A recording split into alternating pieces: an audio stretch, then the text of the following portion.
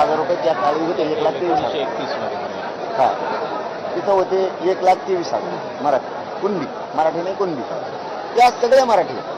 हे 1,23,000 समजा बीडमध्ये त्या काळी ते कुणबी गेले कुठं?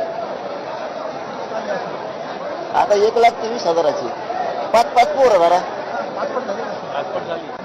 5 लाख तर मराठी बीडमध्ये असते कुणबी. ते गेले कुठं हे म्हणणं आम्ही. जालना 97,000 मराठी कुणबी आहेत त्यावेळेस. 97. 5-5 एका एका पोरं झाला त्याच्या 12-12, 13-13 होती ती एका एका. आता 2-2 येतं पण तवा तरी बी तिथं 4,45,000 तर होते त्याचं 5 पट. ती कुणबी कुठे गेली? म्हणून गॅजेट आहे आमच्याजवळ. बरोबर आहे. तुम्ही ते दोन्ही गॅजेटची अंमलबजावणी करून टाका मोकळ्या. हो, पण ते अंमलबजावणी करण्यासाठी काही प्रक्रिया आहे, त्याची काही प्रक्रिया नाही. मग सगळ्या स्वारीची प्रक्रिया काय झालं? सगळे सोयरे तर मी सांगतो तुम्हाला, पण ॲटलीस्ट या प्रक्रियेमध्ये आम्हाला थोडासा कालावधी लागणारच आहे. नाही तर नियम बनवता येणार नाही. पण सगळे सर्टिफिकेट आपण इश्यू केले. मराठवाड्यातला मराठा कुणबी याच्या आधारे संपला विषय. काय करता दुसरं? तुम्ही अभ्यास केला 13 महिन्यापासून. हे सरकारचा आभार धावण्याचं आहे.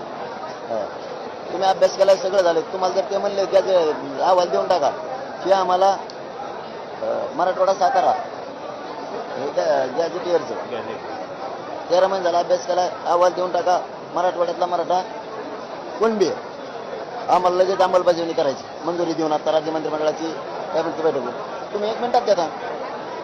तर तुम्ही 13 महिने झाला अभ्यास केला. शंभूराजांनी जॅक्टीनंच 9,000 रुपये ॲप्रिशिएट करून आणलं. त्याच्यात तुम्ही पण गॅजेट आणलंय. आणलंय का नाही? हां, तुम्ही आणलंय. म्हणजे तुझा अभ्यास झाला. हे सरकारचा अभ्यास जाऊन हे तुमच्याकडून अहवाल घ्या ना, असं आमचं म्हणणं. तुमच्याकडून त्यांनी अहवाल द्यावा. उद्या सकाळी लागू होतं. आता जरी कॅबिनेट घेतली तरी अधिकार येतो कॅबिनेटला तेवढं. असं का तिन्ही कायदेमंडळ ऍक्टिव्ह येतात? अस्तित्वात नाही का राज्य विधानसभा विधानमंडळ? अस्तित्वात नाही का? राज्यपाल महाराष्ट्रात अस्तित्वात नाही का?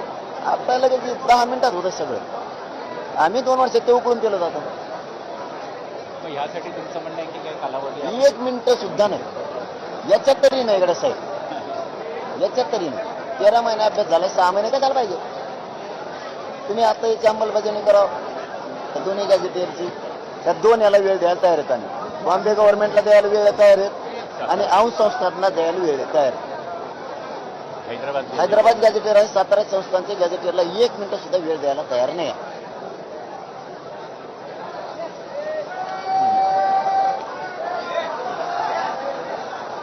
कारण हे वाचून झालंय, सगळी प्रक्रिया झाली, पुरावे बरं. एवढंच नाही का? ते उडत नसतं. दुसरं तरी एखादं उडण